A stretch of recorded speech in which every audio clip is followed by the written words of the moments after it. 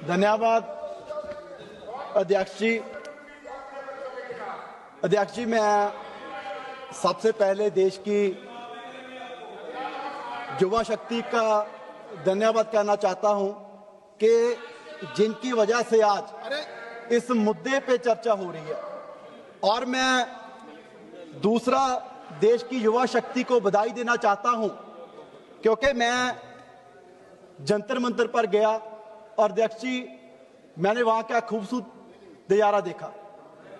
वहां क्रांतिकारी गाने गाए जा रहे थे, इनकलाब जिंदाबाद के नारे लग रहे थे और वो नारे लगाने वालों में पगड़ी पहने सरदार भी थे, हिंदू भी थे, मुसलमान भी थे और ईसाई भी थे। और अध्यक्ष जी, जो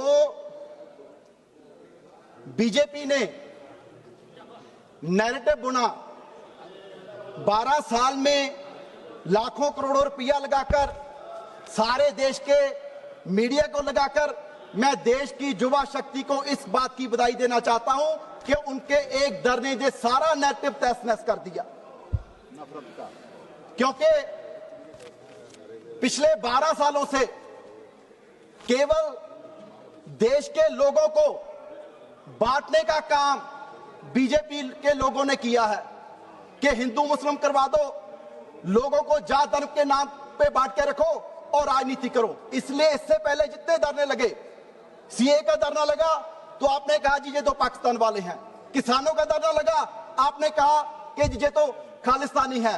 लेकिन मैं बधाई देना चाहता हूं देश की युवा शक्ति को कि जिन्होंने पहली बार शिक्षा को मुद्दा बनाकर, जिन्होंने पहली बार देश के भविष्य को मुद्दा बनाकर इनकी मुस्लिम हिंदू राजनीति को तहस नहस कर दिया।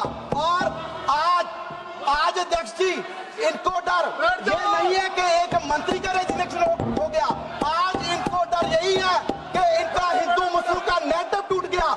इनको पता है कि आने वाले दिनों में देश का जो नौजवान है, देश का जो युवा है, वो जाग गया है, वो शिक्षा पे बात करेगा, वो अनएम्प्लॉयमेंट पे बात करेगा। और इनको पता है कि अगर यूपी में शिक्षा में बात हुई तो इनकी सरकार बिल्कुल नहीं बनने वाली।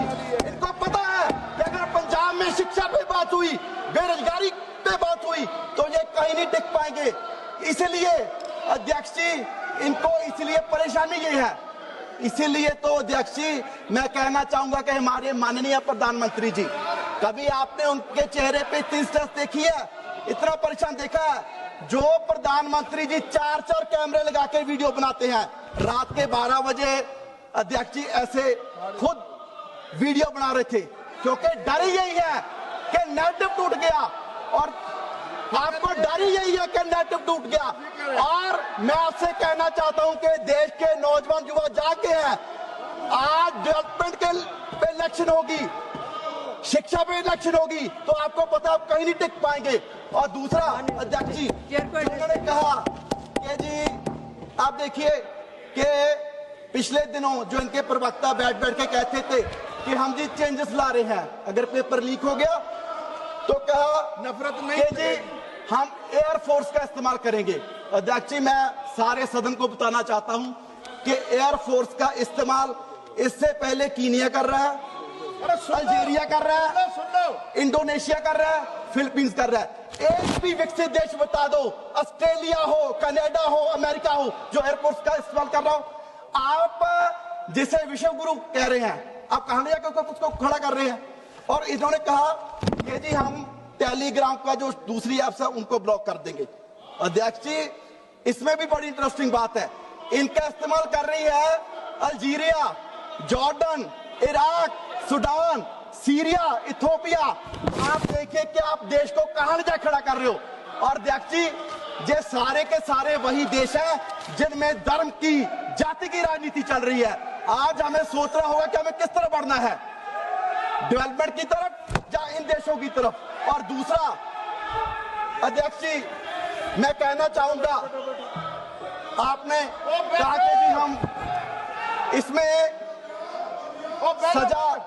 सजा बढ़ाएंगे कि जी 3 से 5 साल करेंगे। अध्यक्ष जी, इससे पहले भी सजा थी, देख के तो इस बात की है कि इंप्लीमेंटेशन नहीं हो रही, सजा किसी को हो नहीं रही। आज कत्ल की सजा 20 साल है। अगर आप उसकी सजा नहीं देंगे तो चाहे 100 साल कर दीजिए, उससे क्या फायदा? 1 से 5 साल करने में क्या फायदा?